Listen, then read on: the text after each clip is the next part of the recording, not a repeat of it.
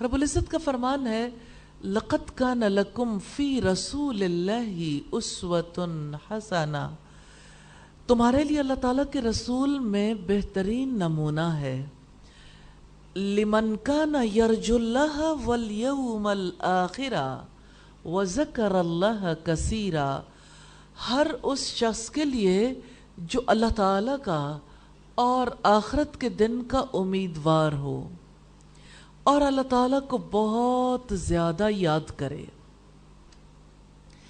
سب سے پہلی چیز ہم آیت کے حوالے سے دیکھیں گے، اللہ تعالیٰ کے رسول صلی اللہ علیہ وسلم کی زندگی میں ہمارے لیے بہترین نمونہ ہے، لیکن ہر ایک اب صلی اللہ علیہ وسلم کی زندگی کو نمونہ نہیں بنا سکتا، اور اسی آیت کے حوالے سے وہ دو وجوہات بھی پتہ چلتی ہیں۔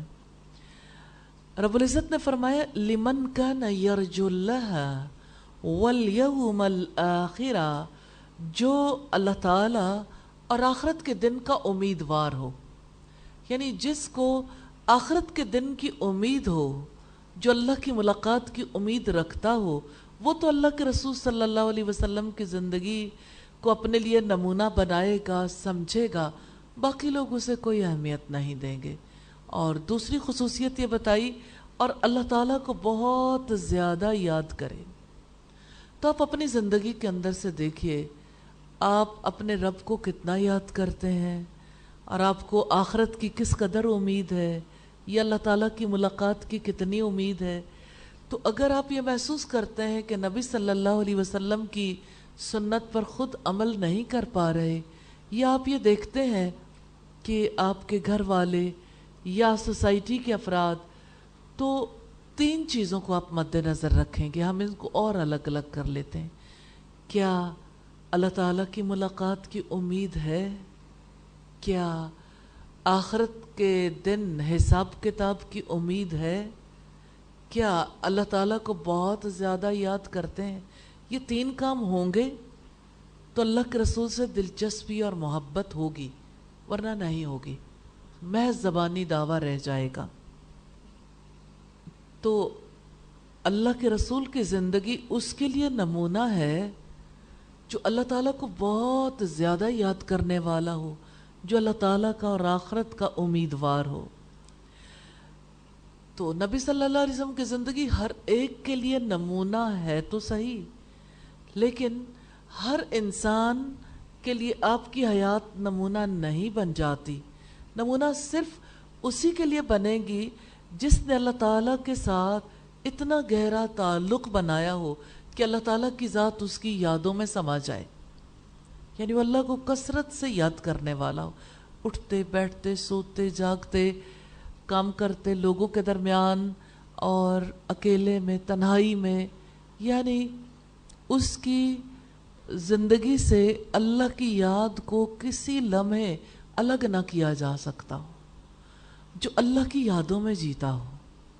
اب دیکھیے، آپ کا موبائل ہے نا، اس کی میموری ہوگی، جتنی میموری ہوتی ہے نا اسی کے مطابق آپ اس میں ڈیٹا سیو کر سکتے ہیں، اس سے فائدہ اٹھا سکتے ہیں۔ تو آپ یہ سمجھ لیں کہ آپ کی بھی جتنی میموریز ہوں گی نا اللہ تعالیٰ کی، اتنا ہی زیادہ آپ نبی صلی اللہ علیہ وسلم کی حیات سے فائدہ اٹھا سکیں گے۔ قرآن سے بھی، صاحب قرآن سے بھی میموریز چاہیے، یادیں۔ اللہ تعالیٰ کی ذات آپ کی یادوں میں کہاں تک ہوتی ہے؟ مثال کے طور پر آپ دیکھتے ہیں جیسے اللہ تعالیٰ کی ذات سے جو تعلق ہے، کیا وہ واقعی ایسا ہے جس کی وجہ سے آپ اپنی زندگی کے ڈیسیژنز کرتے ہوں، آپ کی زبان پر بھی اس کا ذکر رہتا ہو، آپ کے دل میں بھی اور آپ کے اعمال میں بھی، آپ کے تعلقات میں بھی آپ کی بات نکلے تو اسی کے بارے میں؟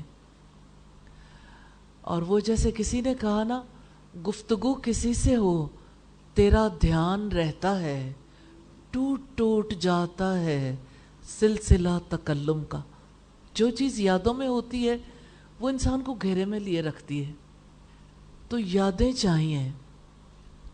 دوسری چیز ملاقات کی امید۔ جب آپ کسی کو اپنی یادوں میں بساتے ہیں تو نیچرلی آپ کا جی چاہتا ہے اس سے ملاقات ہو جائے، اور اللہ پاک نے کتنا پیارا طریقہ رکھا نماز میں، 5 اوقات میں آپ ملاقات کر سکتے ہیں، اور یہ آخرت کی ملاقات کی یاد ہے، الحمدللہ۔